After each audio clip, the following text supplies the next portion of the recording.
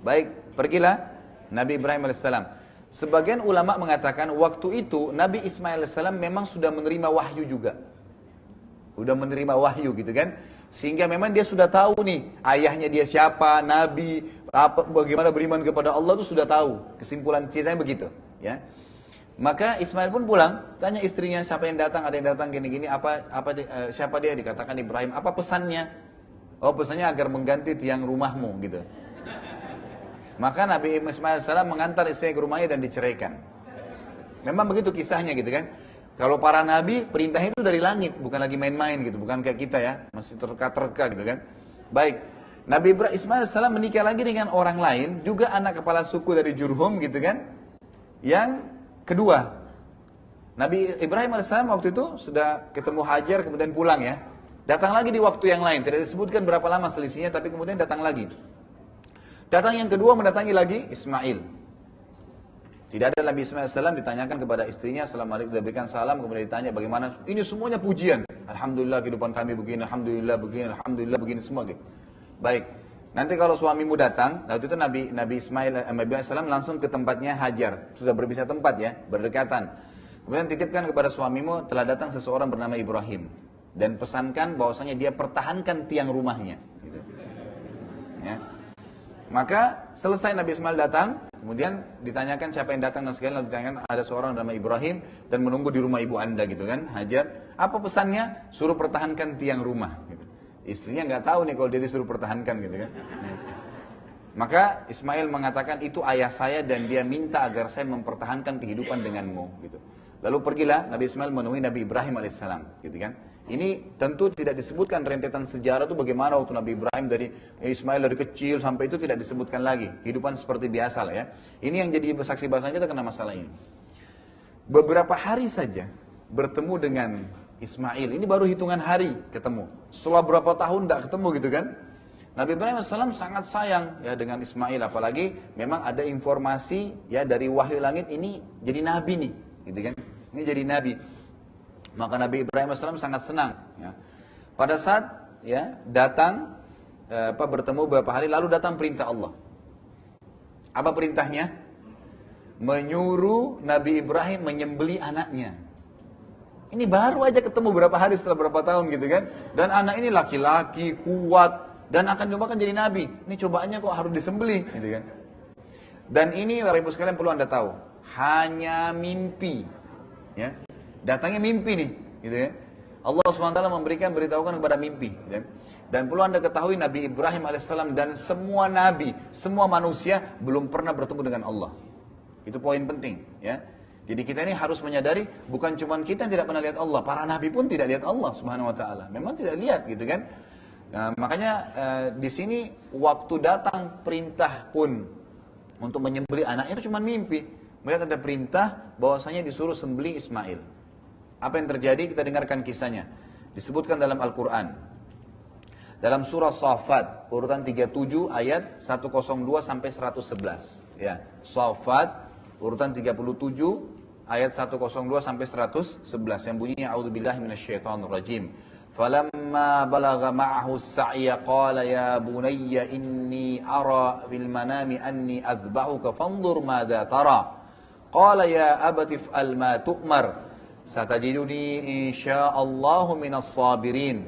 Falamma aslama wa tallahu lil jabin wa nadainahu ayya Ibrahim qad saddaqta ar-ru'ya inna kadzalika najzil muhsinin inna hadza lahuwal bala'ul mubin wa fadaynahu bidhibhin 'adzim wa tarakna 'alaihi fil akhirin salamun 'ala Ibrahim kadzalika najzil muhsinin innahu min ibadinal mu'minin. Terjemahannya 102, maka tak kala anak itu sampai pada umur sanggup ya, maksudnya si Ismail berusaha ya bersama-sama dengan ayahnya Ibrahim. Ibrahim berkata, hai anakku ya, sesungguhnya aku melihat dalam mimpi bahwasanya aku menyembelihmu. Maka fikirkanlah apa pendapatmu. Artinya berikan saya apa pendapatmu. Di sini ulama tafsir mengatakan kalau Ismail belum kenal Allah, nggak mungkin dia spontanitas mau menerima gitu kan.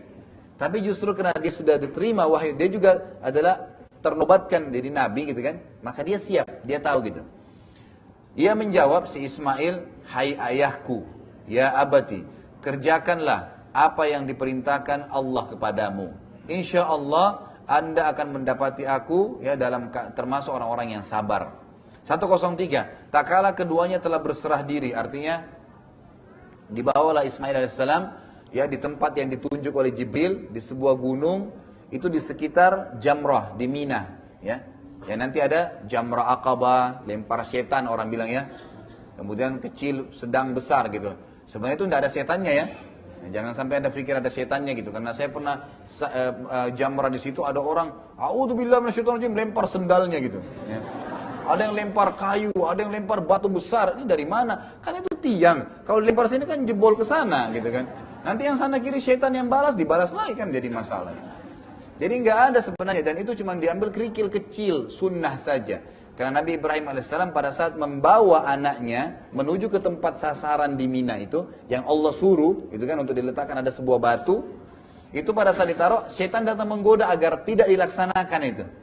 Maka Nabi Ibrahim alaihissalam membaca Isra dan melemparnya ya 7 kali, 7 batu kecil, gitu kan, dilempar ke setan tersebut. Ini atas perintah Allah, kemudian di tempat yang lempar setan kecil, sedang, besar, kemudian baru di lokasi sekitar situlah ada penyembelihan Nabi Ibrahim, Nabi Ismail AS. Tapi tentu tidak terjadi nanti ya. Kata Allah SWT 103, tak kala keduanya telah berserah diri. Nabi Ibrahim sudah akan niat menyembelih anaknya karena perintah Allah. Nabi Ismail sudah nyerahkan dirinya, baik sembelihlah saya kalau memang Allah yang suruh gitu kan. Dan Ibrahim membaringkan anaknya ya, di atas pelipisnya, jadi sudah diletakkan dan diangkat dagunya akan disembelih lehernya gitu. Sudah jelas, udah jelas sekali gitu. Sudah nggak ada lagi ya keraguan ya. Nyatalah kesabaran keduanya ya. Allah sudah tahu kesabaran keduanya. Maka kami panggil di 104, maka kami panggil dia Ibrahim, wahai Ibrahim melalui Jibril alaihissalam. 105, sesungguhnya engkau telah mempercayai mimpi itu. Artinya perintah untuk disuruh menyembelih. Sesungguhnya demikianlah kami memberi ya balasan bagi orang-orang yang berbuat kebaikan. 106, sesungguhnya itu benar-benar suatu ujian yang berat. Cuma lihat mimpi saja, tapi karena seorang nabi harus percaya gitu kan. Ya. 107, dan kami tebus anak itu dengan seekor sembelihan yang besar. Ini asas daripada sembelihan Idul Adha gitu kan. Ya. Lalu dikatakan 108, kami abadikan apa itu? Untuk Ibrahim pujian tadi di kalangan orang-orang yang datang kemudian. Apa maksudnya? Kata ulama seperti kasusnya Hajar tuh. Selama orang sa'i, Hajar panen pahalanya. Selama Idul Adha ada, Ibrahim dan Ismail panen pahalanya. Gitu kan. Jadi hikmah imaniyahnya di situ, gitu kan. Jadi karena dikerjakan karena Allah, maka akan berbekas. Dan subhanallah, tidak ada sesuatu yang dikerjakan karena Allah kecuali akan ada bekasnya dan rentetannya sangat besar gitu. Itu cukup banyak contoh dalam masalah seperti ini. 109 yaitu ya, Allah akan abadikan tadi kesejahteraan dilimpahkan kepada Ibrahim. 110-nya demikianlah kami memberikan balasan bagi orang yang berbuat baik. 111 sungguhnya ia termasuk hamba-hamba kami yang beriman. Hamba-hamba kami yang beriman. Lalu setelah itu ya, mulailah ada beberapa rentetan ibadah haji nih kan gitu. Ada perintah lain yang datang. Perintah lain itu adalah menyuruh Allah SWT menyuruh membangun Ka'bah. Menyuruh membangun Ka'bah ya. Jadi sudah ada rentetan tadi, udah mulai Nabi Ibrahim tinggal di Mekah, anaknya mau disembelih terus kemudian tidak jadi, udah selesai. Jadi ada tadi sa'i sudah selesai zaman Hajar tadi. Kemudian ini juga kasusnya persembelihan sudah ada. Tinggal masalah Ka'bah nih, tawaf gitu kan. Maka Allah SWT memerintahkan Nabi Ibrahim AS untuk membangun ya Ka'bah itu sendiri. Jadi Ka'bah sudah ada asasnya. Lalu Nabi Ibrahim AS dan Nabi Ismail mulailah membangun Ka'bah itu. Mulai membangun Ka'bah, bekerja sama. Hanya 2 orang saja ya. Jadi di sini kebanyakan mereka berdua saja yang membangun karena perintah wahyu begitu. Dan ini pendapat yang paling rajih. Tidak dilibatkan masyarakat Mekah waktu itu. Jadi mereka berdua aja membangunnya. Meletakkan batu demi batu. Ya di situ tentunya batu pada saat itu sangat sederhana ya. Jadi tanah liat yang dibasahin, kemudian dicetak ya kayak kita dibentuk aja, dikeringkan. Udah, jadi bisa runtuh ya setiap saat. Maka dibuatlah batu-batu seperti itu, kemudian disusunlah. Dan yang kita tahu ada makam Ibrahim, ya, tempat telapak kaki Nabi Ibrahim. Itu bukan apa-apa ya Bapak Ibu sekalian, jangan jadi jahil di sini, ya konsepnya. Karena banyak orang anggap itu sakral lah, ya. dibungkus dengan kubah emas, bisa dipegang-pegang lah, ada berkahnya, itu tidak ada sama sekali. Itu hanya sekedar telapak kaki Nabi Ibrahim. Dalam sirah disebutkan, Nabi Ibrahim alaihissalam waktu sudah membangun Ka'bah, setiap sudah mengatur batanya gitu kan, itu beliau mundur untuk melihat ini sudah stabil belum bangunannya gitu. Hanya itu saja gitu kan. Kenapa dikekalkan oleh Allah Subhanahu wa taala? Karena ketulusannya Nabi Ibrahim, jadi orang bisa kenang. Ini dia dulu kerjain bangun Ka'bah karena Allah yang perintahin gitu kan. Jadi ini ketulusan, maka Allah kekalkan. Salah satu perilaku dikekalkannya, tidak ada orang yang tawaf, umrah atau haji kecuali harus sholat dua rakaat di belakang makam Ibrahim, gitu kan? Itu bagian daripada keharusan, ya, daripada tawaf itu sendiri. Kalau orang haji dan umrah, gitu kan, maka dia harus sholat di belakang. Dan sholat di belakang makam Ibrahim, Bapak Ibu sekalian, tolong ditiberatkan ini, tidak harus di belakangnya pas. Sampai ke tempat sa'i di belakang itu tempat sholat 2 rakaat. Jadi jangan ngotot di tempat tawaf sehingga kepalanya diinjak-injak oleh jemaah haji gitu kan. Ya nggak usah dipaksain gitu kan. Jadi pointernya tidak perlu memaksakan hal seperti ini. Jadi cukup saja seperti itu ya. Maka apa yang terjadi ya?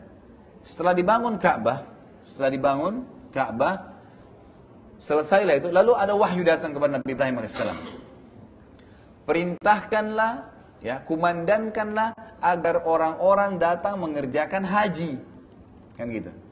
Perintahkanlah agar orang-orang datang mengerjakan haji. Kapan itu mengerjakan haji? Bagaimana rukun-rukun syaratnya? Ada dalam suhuf Ibrahim, tapi tidak dirincikan dalam riwayat kepada kita bagaimana pada saat itu, ya, perilaku apakah sama dengan kita mutlak sekarang atau tidak. Tapi yang jelas sa'i, tawaf gitu kan, di Ka'bah, kemudian jamrah, sembelihan, itu semua bagian daripada ajaran Nabi Ibrahim alaihissalam di zaman itu, syariatnya. Karena Al-Quran datang menyempurnakan syariat-syariat sebelum kita. Ada yang ditarik menjadi hukum kita, ada yang tidak gitu kan. Ada yang sudah terhapus.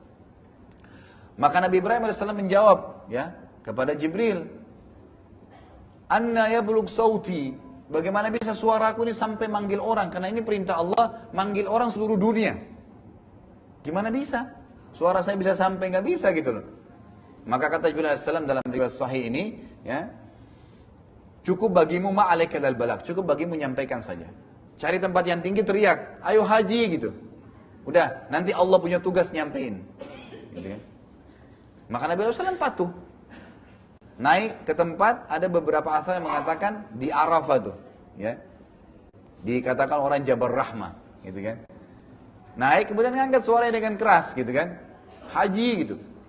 Maka suara Nabi Ibrahim AS dibawa dengan izin Allah SWT ke seluruh pelosok muka bumi ini. Dan semua orang yang hidup pada saat itu datang ke Mekah. Ya. Yang beriman kepada Allah datang ke Mekah untuk haji. Itu Allah SWT ceritakan di dalam surah Al-Hajj. Ayatnya ayat 27. Ya.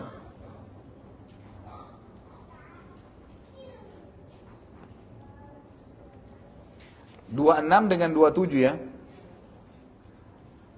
26, 27, 28 juga ya. Itu termasuk semuanya.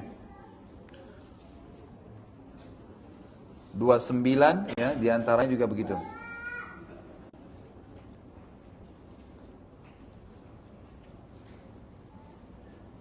Baik, saya bacakan a'udzubillahi minasyaitonirrajim.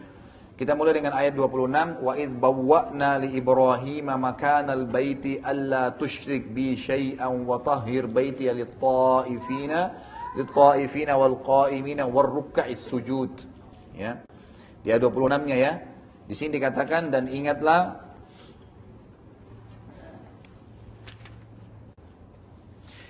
ketika kami tempatkan Ibrahim di tempat Baitillah, atau kami jadikan dia berhasil bangun Ka'bah dan akhirnya dia punya posisi di situ, ya, punya tempat di sekitar situ.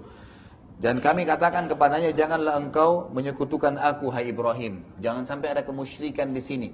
Ini rumah dibangun Ka'bah hanya sekedar, ya, tempat agar orang tahu Allah punya rumah. Selesai, nggak ada apa-apanya di situ. Ya, tolong Bapak Ibu sekalian, jangan bawa gunting pada saat tawaf, gunting kiswanya Ka'bah. Ya. Nggak ada hubungannya dengan berkah di situ, karena kiswah Ka'bah dibuat oleh kerajaan Saudi untuk memperindah, ya, Ka'bah itu sendiri. Nanti akan kita masuk dalam kisah kita, perempuan akan datang. Dari mana kisah awalnya kiswah itu? Ya, kainnya Ka'bah. Siapa yang pertama meletakkan di Ka'bah? Itu akan ada kisahnya sampai di zaman Nabi SAW sampai sekarang terjaga gitu kan. Tapi itu tidak ada hubungannya, itu hanya memperindah. Tidak perlu digunting, dibawa pulang, dijadikan jimat. Ya. Sama halnya kalau di Hajar Aswad masuk gitu kan. Bapak-bapak banyak ibu-ibu kalau pas cium, wangi sekali ya, kopiahnya dicabut, digosok-gosok, jilbabnya digosok. Kenapa Pak? Kenapa Bu? Wangi. Ya kerajaan Saudi kasih minyak wangi gitu kan. Nggak ada hubungannya di situ. Makanya Umar bin Khattab mengatakan pada saat melihat Hajar Aswad, beliau mengatakan dengan suara yang keras.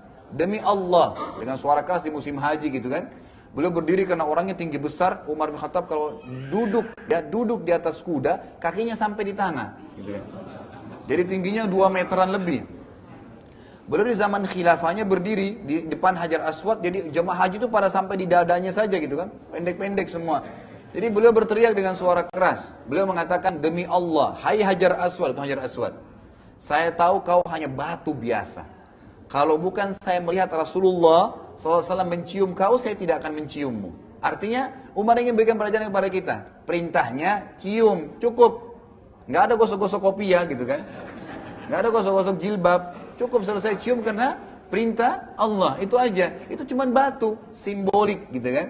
Sebagai simbol. Adanya Ka'bah juga simbolik. Kita tidak sembah Ka'bah. Kan gitu.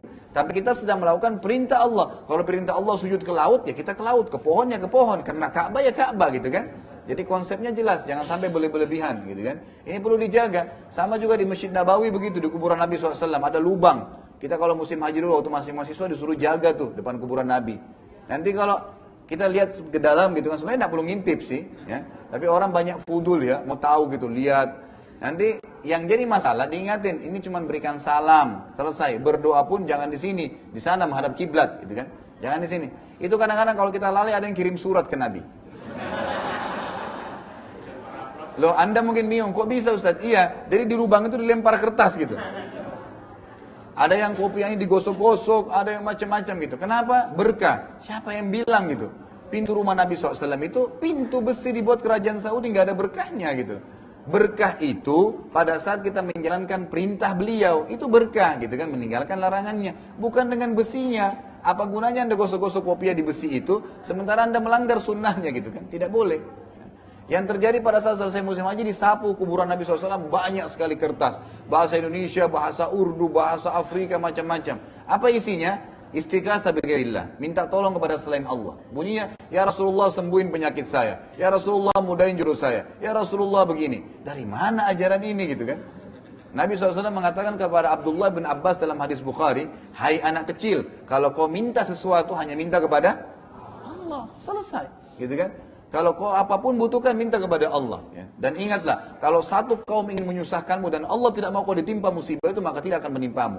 Dan kalau seandainya satu kaum mendukung kamu, sementara Allah mau musibah menimpamu, maka pasti kau kena. Gitu kan? Sudah diangkat polpen dan sudah kering. Gitu kan? Sudah selesai. Takdir sudah tercatatkan semuanya. Konsep Tuhan jelas. Baik, kembali kepada Ka'bah. Lalu dikatakan di ayat 27-nya, wa'adzim finnas. Ya, maaf, belum saya terima tadi. Jangan sekutukan aku apapun dan sucikanlah rumahku ini bagi orang-orang yang tawaf dan orang-orang yang beribadah serta orang-orang yang ruku dan sujud. Artinya ini aja perilakunya nih, ibadah di Ka'bah, nggak ada apa-apa yang lain, gitu kan? Baik, ayat 27 dikatakan wa'adzim finnas. Ini saksi bahasan kita. Wa'adzim finnasi bil haji ya'tuka rijalan wa ala kulli dhamiri ya'tika min kulli fajjin amiq. Ini yang kita katakan tadi, suaranya sampai ke seluruh pelosok muka bumi ini. Dan serukanlah kepada manusia untuk mengerjakan haji, niscaya mereka akan datang kepadamu dengan berjalan kaki. Teriak saja, nanti Allah yang sampaikan suaramu, hai Ibrahim. Maka mereka akan datang berjalan kaki atau mengendarai setiap unta yang kurus. Kenapa untanya kurus? Karena terlalu jauh perjalanannya gitu. Ya, ini ulama tafsir mengatakan seperti itu.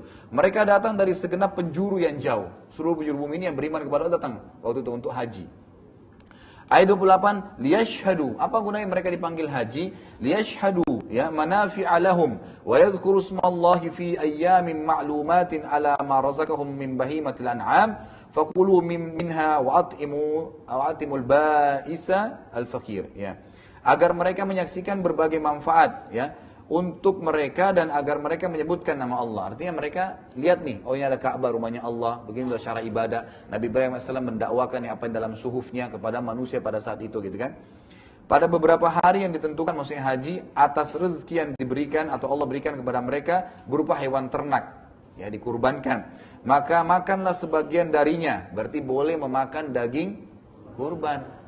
Tidak harus semuanya dikasih. Sama dengan akikah, boleh diambil, ya. Tapi ulama mengatakan paling tidak sepertiganya atau maksimal sepertiganya, gitu kan. Selebihnya disedekahkan. Maka makanlah sebagian darinya dan sebagian lagi berikanlah untuk dimakan orang-orang yang sengsara dan fakir.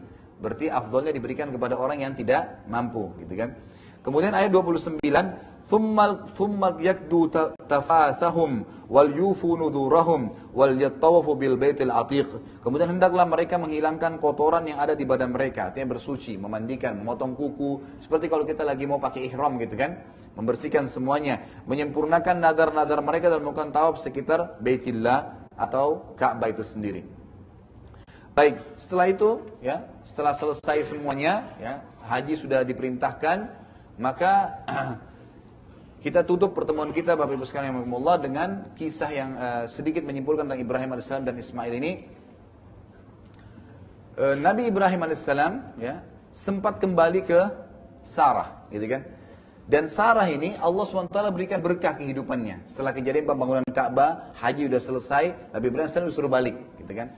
Pada saat balik ke sana, Sarah ternyata Allah SWT bukan cuma sekedar membuat dia melahirkan umur tua dan mandul 60 tahun, tapi Allah memberkahi dia berhasil melihat anak cucunya. Jadi Ishak akhirnya punya anak lagi namanya Yakub. Ya. Yakub ini nama lainnya Israel. Jadi Israel itu namanya Nabi Yakub sebenarnya, gitu kan?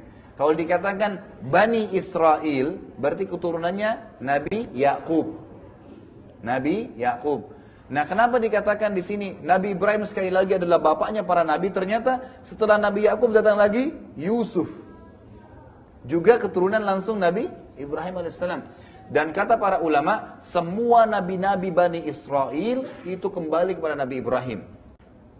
Daud, Sulaiman, Musa, Isa, gitu kan? Itu semuanya termasuk Yahya, Zakaria, itu semuanya keturunan nabi-nabi Bani Israel. Nah, kita tutup dengan sebuah konsep yang penting. Di dunia ini agama propertes, agama Samawiyah dikenal 3. Ada Yahudi, ada Nasrani, ada Islam. Sebenarnya semua orang yang beriman kepada Allah dikatakan Muslim. Sebenarnya gitu kan? Tapi harus sepenuhnya, harus seutuhnya. Kita kembali kepada orang-orang Yahudi dulu. Orang Yahudi diambil dari kata-kata Huda. Yahudi artinya Huda, artinya taubat. Artinya taubat. Kisahnya itu waktu Nabi Musa alaihissalam pergi menerima wahyu, ya, Taurat selama 40 hari di Tur Sina, gitu kan? Itu ada satu pengikutnya namanya Samiri, membuat patung sapi, kan gitu, dari emas. Diajak kaumnya untuk beriman untuk menyembah patung itu. Waktu itu Musa alaihissalam meninggalkan saudaranya dari ibunya, gitu kan? Ya, saudara kandungnya Harun alaihissalam, nabi juga, gitu kan? Tapi Harun nggak mampu untuk membendung kaumnya. Sampai Nabi Musa alaihissalam kembali, kemudian marah kepada Samiri, diusir keluar dari kaum tersebut, dihancurkanlah patung itu, gitu kan? Nah, setelah itu, setelah dihancurkan patung tadi, ya, maka Nabi Musa alaihissalam, ya, lalu memerintahkan, ya, Bani Israel untuk bertobat kepada Allah Subhanahu Wa Taala. Maka mereka semua mengatakan Inna hudna ilaik. Kami semua bertaubat kepada Allah. Kata-kata hudna, huda, itu adalah akar kata Yahudi. Jadi Yahudi sebenarnya artinya bertaubat. Artinya bertaubat, diambil dari kata ini. Bertaubat dari penyembahan berhala tadi, gitu kan? Baik itu Yahudi. Semua yang beriman kepada Nabi Musa, di zaman Nabi Musa, sebelum Musa meninggal, gitu kan? Sebelum datang Nabi setelahnya, yaitu Isa alaihissalam, dari Nabi Bani Israel. Semua dari Bani Israel yang beriman kepada Musa dikatakan Muslim. Dikatakan Muslim.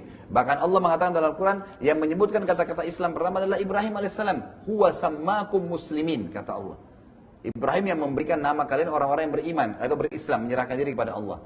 Setelah Nabi Isa alaihissalam datang, maka siapapun yang hidup zaman itu dari Bani Israel saja, kan gitu. Dari Bani Israel, karena ini adalah nabi-nabi Bani Israel. Sebenarnya sudah banyak dari keturunan Nabi Yakub alaihissalam. Yang tidak beriman kepada Isa dikatakan kafir walaupun pengikutnya Nabi Musa. Kenapa? Dan dikatakan lagi dia Muslim karena memang dia menolak Nabi yang diutus oleh Allah setelahnya.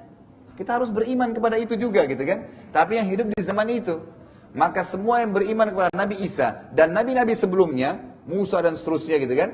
Tapi menjalankan syariat Nabi yang terakhir, yaitu Isa alaihissalam dalam Injil, tidak menjalankan lagi Taurat, karena ini konseptualnya sudah datang Nabi Isa alaihissalam, dikatakan Muslim. Yang tidak beriman kepada Nabi Isa dikatakan kafir. Makanya Nasrani mengatakan Yahudi kafir. Ini terjadi terus sampai datangnya Nabi Muhammad alaihissalatu wassalam. Semua pengikut Nabi-Nabi, karena Nabi Isa itu hidup sezaman dengan Nabi Zakaria, Nabi Yahya, beda lokasi dakwah. Kan gitu.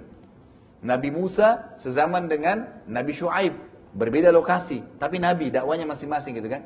Jadi lokasinya saja, di lokasi dia wajib beriman gitu kan. Waktu Nabi Muhammad SAW datang, semua Nabi-Nabi, Isa kan sezaman dengan Zakaria dan Yahya, ada hukum-hukum masing-masing gitu kan. Itu semuanya dihapus dengan datangnya Nabi Muhammad SAW, karena beliau diutus untuk semua umat manusia. Nah, yang beriman kepada Nabi Muhammad SAW dan Nabi sebelumnya dikatakan Muslim. Makanya kita dikatakan Muslim, itu sebabnya. Dan kita tidak mengatakan Nasrani Muslim lagi, karena mereka masih menolak satu Nabi, gitu kan. Penolakan ini membuat mereka tidak dikatakan Muslim, padahal sebenarnya Muslim juga, gitu kan. Padahal sebenarnya Muslim. Nah, kalau kita kembali kepada alasan, kenapa orang Yahudi nggak mau beriman? Alasannya sangat konyol, Bapak Ibu sekalian, rahimakumullah. Kenapa saya katakan konyol? Karena mereka mengatakan kami tidak mau beriman kepada Muhammad dengan alasan fanatisme keturunan. Mereka mengatakan kami dari keturunannya Yakub. Tadi Israel, Ishak, ibunya Ishak siapa? Sarah. Sarah itu dulu tuan. Nabi Muhammad SAW lahir dari mana? Jalurnya Nabi Ismail. Ibunya Ismail siapa? Hajar. Bekas budak. Hanya itu saja. Jadi hanya mengatakan Muhammad itu dari turunan budak gitu loh. Padahal itu konyol gitu kan. Tidak ada sesuatu yang harus mendesak seperti itu gitu kan. Apalagi waktu dinikahi Hajar alaihissalam oleh Nabi Ibrahim itu dimerdekakan. Bukan dinikahi, jadi tidak lagi terbudakan di situ. Kan gitu. Jadi hanya itu alasannya mereka tidak beriman. Makanya Ibnu Abbas mengatakan tafsir Al-Fatihah ghairil maghdubi alaihim. Bukan orang yang kemurkahi adalah Yahudi. Allah murka karena mereka tahu kebenaran. Tapi mereka nggak mau imani. Hanya karena fanatisme konyol gitu. Kalau dhalin, orang-orang sesat adalah Nasrani. Kenapa sesat? Mereka mau beribadah, mau menyebarkan agama, tapi jahil, tidak tahu gitu loh. Mereka tidak ngerti. Inilah tafsirnya. Ini yang kita bisa sampaikan. Semua bermanfaat insya Allah. Pertemuan kadang kita akan lanjutkan lagi dengan poin-poin yang lain. Dan mudah-mudahan Allah SWT masih memberkahi ya pertemuan kita dan memberkahi juga pertemuan yang sekarang.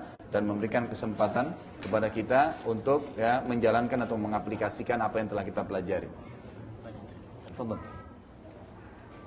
Kemudian sahabat Alisa rahimahullah, jika mungkin ada pertanyaan, persilakan dua penanya dari bapak semuanya.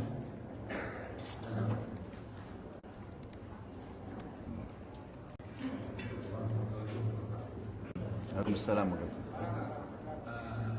Di satu tayangan televisi, saya melihat bahwa ada seorang petani di suatu pedesaan. Menurut pengakuannya, malamnya dia bermimpi untuk disuruh menggali tanah di halaman rumahnya. Kemudian besoknya dia menggali halaman rumahnya, memang ditemukan benda-benda berupa semacam koin. Yang saya tanyakan, apakah mimpi ini datangnya dari Allah Subhanahu Wa Taala? Terima kasih atas penjelasan. Baik. Kalau kita berbicara tentang mimpi, maka mimpi ada dua macam. Ibnu Sirin rahimahullah menjelaskan, seorang tabi'in yang masyhur, mimpi itu ada dua, ada ru'yah, ada hilm. Ada ru'yah, ada hilm. Seperti ru'yah hilal, melihat bulan gitu kan, istilah ru'yah. Bukan ruqyah. Ruqyah mengobati orang yang sedang kesihiran dan keracunan gitu kan. Ruqyah pakai qaf. Kalau ini pakai hamzah, ru'yah ya. Kata Nabi SAW, ru'yah as-sadiqah, ar-ru'yah as-sadiqah ya. Jadi mimpi yang benar itu bagian daripada atau cabang daripada mukjizat para nabi. Jadi ada sebenarnya mimpi yang benar dari Allah Subhanahu Wa Taala. Itu dulu poinnya. Tapi syaratnya kata para ulama, orang itu memang dekat dengan Allah. Sehingga memang betul-betul dalam konsep yang benar ya. Sesuai Al-Quran dan Sunnah, memang wahyu. Maka dia bisa mimpi. Misalnya dia mau haji tahun ini, dia mimpi dia pakai ihram misalnya. Dia mimpi melihat Ka'bah. Ya, ternyata akhirnya dia pergi haji tahun itu. Allah mudahin. Itu contoh. Ada kerabatnya mau datang, mungkin dia lihat, memang benar terjadi, kan gitu. Jadi itu konsepnya bisa terjadi. Namanya ru'yah as-sadiqah. Itu ada, itu benar. Selama orang itu memang benar-benar di jalan Allah Subhanahu Wa Taala. Sama halnya ulama bilang kalau ahli maksiat, tapi memang dia ahli tauhid, dia memang mengisahkan Allah. Cuma dia pernah bermaksiat, lalu dia mau bertaubat kepada Allah, atau Allah ingin dia bertaubat. Allah mimpikan dia masuk ke neraka, gitu kan. Itu memang dasarnya karena orang-orang ini Allah SWT ingin berikan petunjuk gitu. Karena memang dia punya backnya itu ya, ada asasnya, dia beriman kepada Allah dan benar memang jalan Al-Quran dan Sunnah. Ada hilm, hilm dari syaitan. Hilm ini dari syaitan. Ini konsepnya segala sesuatu yang membuat atau keluar daripada koridor ya, yang tidak diinginkan oleh Allah. Tentunya ada bahasan sendiri. Anda boleh kembali kepada kamus mimpi, bahasa Indonesia begitu ya. Kamus takwil mimpi, tulisan Ibnu Sirin. Itu beliau sebutkan di situ cara membedakan antara ruqyah dengan hilm adalah ketakwaan kepada Allah dan kemaksiatan seseorang, gitu kan? Kalau orang itu memang sering ke dukun, sering memang berbuat amal-amal yang melanggar hukum Allah SWT, maka yang sering datang hilm. Di antara contoh hilm pelanggaran misalnya ada orang disunnahkan tidur balik sisi kanan oleh Nabi SAW. Hendak dia tidurnya tengkurap misalnya. Maka itu akan mimpi yang tidak nyaman pastinya.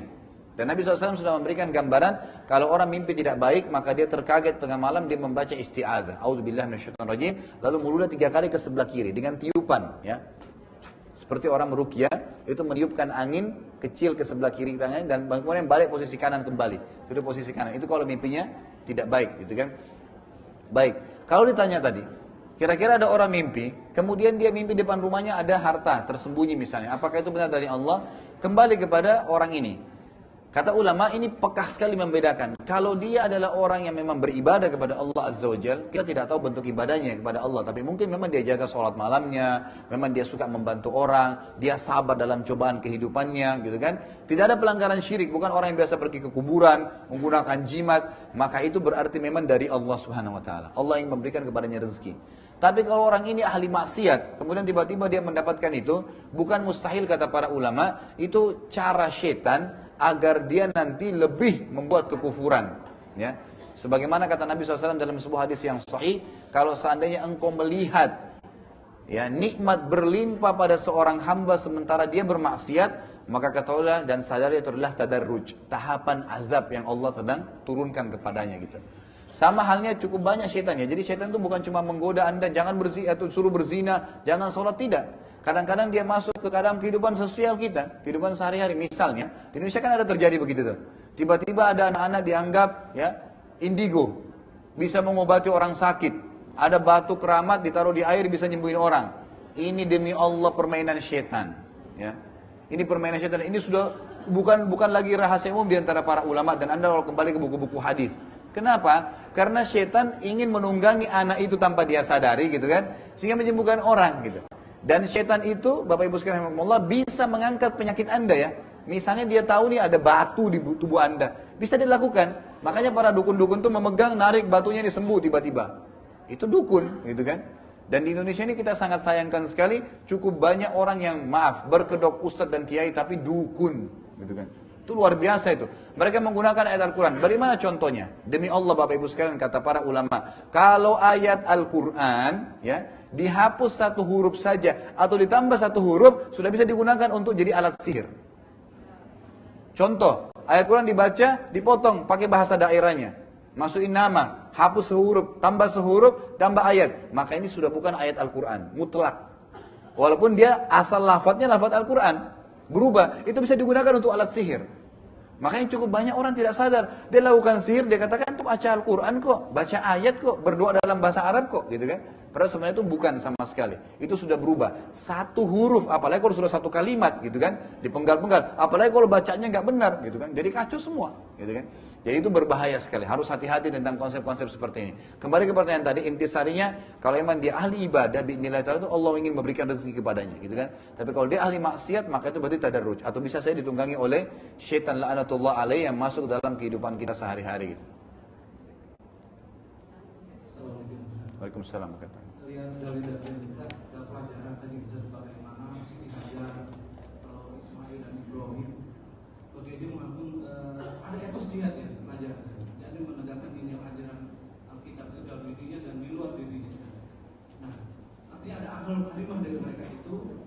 Ahlul karimah itu ada ahadun minallah, ahadun minannas. Pada 2 sisi mata yang tidak terpisahkan misalnya. Nah, yang jadi pertanyaan misalnya, pada umat sekarang misalnya, hilang itu etos dia seperti bangsa-bangsa negara itu hanya punya etos kerja sehingga materinya besar, mewah dan sebagainya, tapi kosong dari ruh dia sehingga mereka hanya materi tapi jiwanya tidak ada belum minallah dan tidak terpisahkan. Nah sekarang umat Islam ini itu hilang Ustaz, sehingga sangat terpuruk Ustaz. Bagaimana kita mengembalikan suatu etos jihad yang seperti Nabi Muhammad dan para sahabatnya juga, bagaimana Umar dulu yang tadinya seorang yang bisa memperangkat lalu menjadi Abul Karimah, dan sahabat-sahabatnya yang lain yang nah sekarang umat sekarang Ustaz ini hilang etos jihad, pendengar bukan musabu ahli benar dengan nilai akun dan Iya. Saya khawatir ada ayat di Al-Quran Rasulullah minta tujuh hajar atau sudah dicuekin misalnya. Tidak ada etos pendengar Al-Quran bagaimana? Jadi konsepnya begini sebenarnya. Islam itu tidak akan pernah berubah Bapak Ibu sekalian rahimakumullah. Islam tidak akan pernah berubah. Islam itu akan terus sama. Biasanya yang berubah itu individunya, muslimnya gitu kan. Nah, kita tidak boleh menarik tolok ukur tentang perubahan Islam itu dari perilaku individu ini. Kalau tadi kita tarik misalnya kasusnya Bapak ini, kalau kita masuk ke komunitas yang memang dasarnya jauh dari agama, maka kita akan temukan seperti kasus tadi. Misalnya memang di komplek perumahan ini memang orang nggak pernah hadiri pengajian, memang nggak jaga sholat, memang nggak jaga ibadah kepada Allah, maka akan ditemui kasus tadi. Tapi kalau Bapak ikut dalam komunitas yang lain, memang mereka melakukan perintah agama gitu kan, pasti mereka akan jenguk orang yang sakit, mengantar jenazah, karena mereka tahu ada fadilah, ada janji di situ. Kalau saya melihat Allahu alam, sebenarnya secara umum umat Islam ada begini, ada dua komunitas ini. Jadi pada saat kita masuk di sini maka akan temukan seperti itu, di sini juga begitu. Kalau yang kita fokus ke orang-orang tadi yang tidak menjalankan aplikasi syariat, tinggal masalahnya satu, kembalilah kepada agama gitu kan. Kalau mereka kembali kepada agama sudah jelas. Kita sudah punya Al-Quran dan Sunnah yang mengajarkan itu. Semua perilaku kebutuhan kita dipenuhi oleh Allah SWT. Konseptual meyakini hanya Allah SWT Tuhan alam semesta yang menciptakan langit, bumi, udara, air, malaikat, jin, manusia, segala macam adalah Allah. Berarti kita tinggal kembali kepada Dia. Selesai. Itu Allah sudah tuangkan semua perilaku kita, kebutuhan kita. Menghadapi masalah, bagaimana menambahkan nikmat, bagaimana kehidupan kita agar bahagia di dunia, dan segalanya sudah diajarkan. Ya, pada saat kita ada masalah, hadapi dengan sabar. Pada saat kita sedang dibutuhkan kejujuran, kita jujur. Pada saat segalanya, kita lagi ada masalah dengan orang, memaafkan. Semua sudah diberikan konsep-konsepnya, tinggal bagaimana aplikasinya. Jadi kita simpulkan adalah, kalau kita ingin memang secara keseluruhan umat ini tiba-tiba berubah gitu kan, itu memang butuh waktu yang besar. Tapi dengan izin Allah SWT, saya yakin setiap kali Bapak Ibu hadir di sebuah majelis taklim, contoh seperti kita ini dan yang lainnya, pasti pulangnya ada membawa sesuatu, gitu kan? Bayangkan kalau setiap taklim Anda hadir, maka akan terus bertambah dan pasti akan membawa perubahan. Yang tidak membawa perubahan memang kalau tidak pernah ada sama sekali upaya untuk menambah ilmu. Ingat, tidak akan masuk surga kecuali dengan iman, tidak akan ada iman kecuali dengan ilmu. Jelas, nggak mungkin. Tiba-tiba iman kita jadi orang kalau sholat yang tidak punya ilmu itu biasanya Allahu Akbar. Kenapa? Mau masukin kata Allah dalam hatinya. Gimana caranya gitu?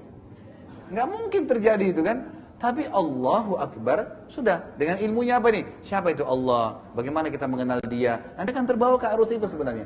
Bukan dengan mencari tahu, dengan kejahilan. Jadi harus dengan ilmu. Allahu a'lam, mungkin begitu. Demikian jamaah sahabat Aisyah dan Allah, kita ucapkan terima kasih jazakumullah khairan kepada Ustaz Habib yang sudah memberikan ilmu kepada kita sangat luar biasa. Semoga memberikan kemanfaatan bagi kita semuanya, keuntungan dan lebih kita mencintai para Rasulullah Muhammad SAW dan mendekatkan diri kita kepada Allah Subhanahu Wa Taala. Kita akhiri